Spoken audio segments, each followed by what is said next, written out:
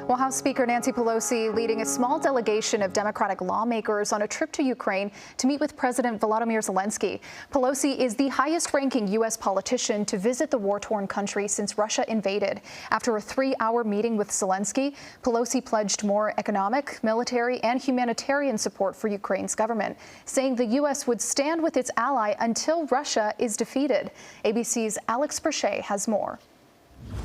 As the fighting continues in Ukraine, newly released satellite images of a steel plant in Mariupol. These photos showing part of the Azovstal steelworks severely damaged. Dozens of residents trapped in the besieged steel plant were able to evacuate during a temporary ceasefire.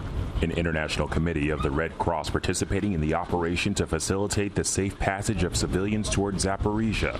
Local officials say residents from other parts of the city were also about to get out. However, those evacuations postponed until Monday due to security reasons, according to the Mariupol City Council. House Speaker Nancy Pelosi and a congressional delegation making an unannounced visit to the war-torn country on Saturday.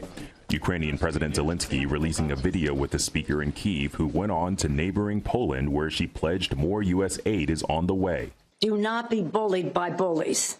If they're making threats, you cannot back down. That's my view of it, that we're there for the fight.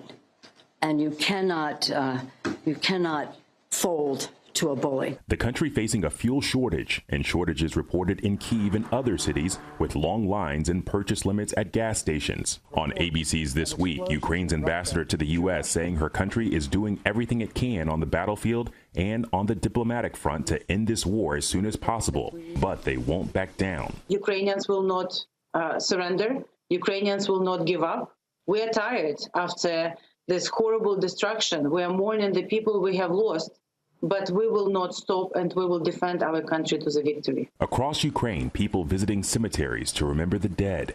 The annual commemoration, which takes place a week after Easter, taking on significance this year.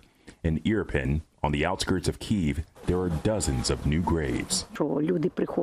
This woman saying, "Let God help us to clean our country from the enemy, and let the peace come, and people do not die anymore." Alex Perche, ABC News, Washington.